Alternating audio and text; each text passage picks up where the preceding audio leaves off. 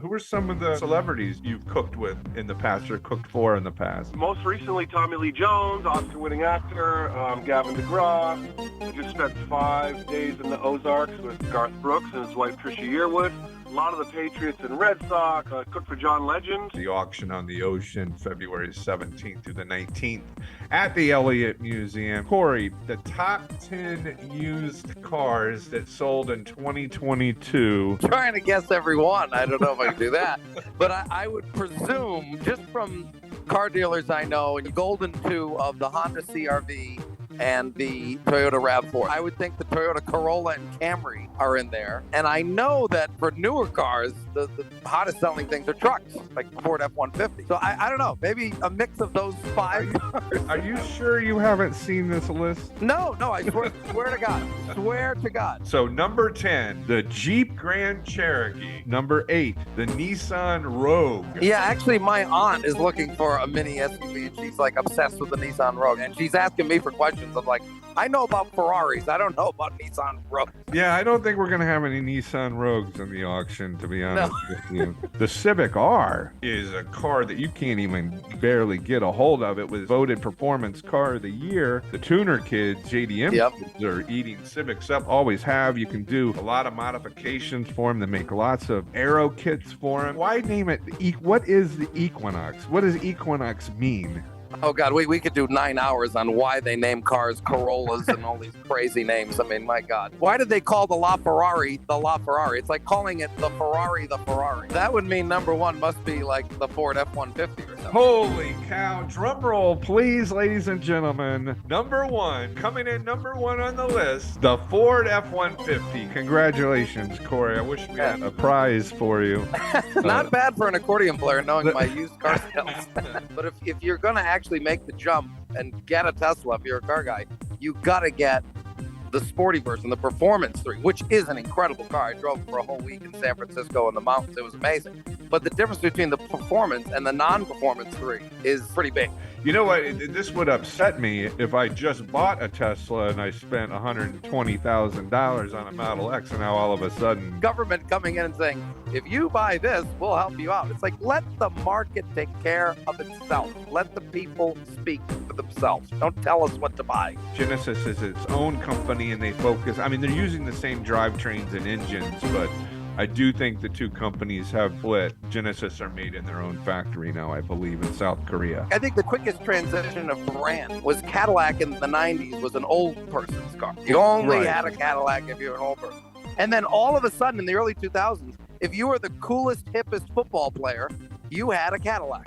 They all had the Escalade. And even Buick now. Buick, oh, that's an old fart car, blah, blah, blah. Now Buicks are kind of cool. So it's kind of almost motivation for anybody in any business that you can really change your brand completely if you put out a great product. Kia was one of our sponsors, and they gave me a Stinger for several days, for maybe a week or so, and that car was incredible. I thought it was equal to the Maserati. This is going to be very interesting how they implement this because it's such a gray area. But that drivers cannot get into politics or religion or any controversial topics, as we have seen, especially Lewis Hamilton and Vettel always are pushing that. And I think that's tremendous. I mean, it's a shock to new F1 fans that just think Formula One is like every other sport. And they're going to be involved in every single social and political topic. And it's like, no, that's not what Formula One ever was.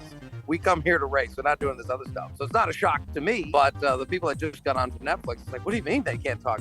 And I love this because I'm in the music industry.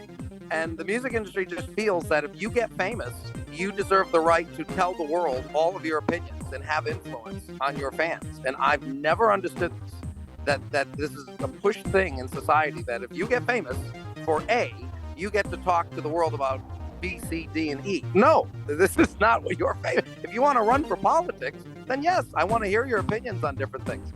But if you're just a basketball player or a racing driver or a tennis player, I don't want to hear what I'm watching you for your ability and your skill, and that's why I'm a fan, that's why I'm watching. So I'm very happy that F1 has pushed this.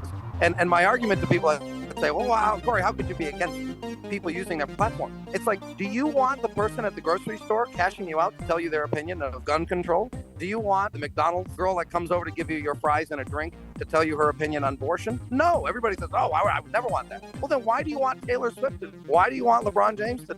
I couldn't agree with you more. Some of your favorite drivers or whatever will say something or have something on your car, and now you're no longer thinking about the competition. You're thinking about, well, what does this person think about me personally? Hey, look, every individual should be able to talk about what they believe in their own circles and outside of the sport and things like that. Exactly. It's outside. As an individual, when I see whatever it is plastered on a race car, whether I believe in it or not believe in it, I just think it tarnishes. I mean, you automatically split people 50-50. I mean, we're here to watch a sporting event, and especially something like F1 that's so intense. I want to think about the race. It's our opportunity to escape the real world for a little while. Exactly. It's our escape to not look at that. And not to mention, sport is the most beautiful thing in the world to get everyone together. When I go to this game tonight, you will never be able to tell what people's opinion is on any topic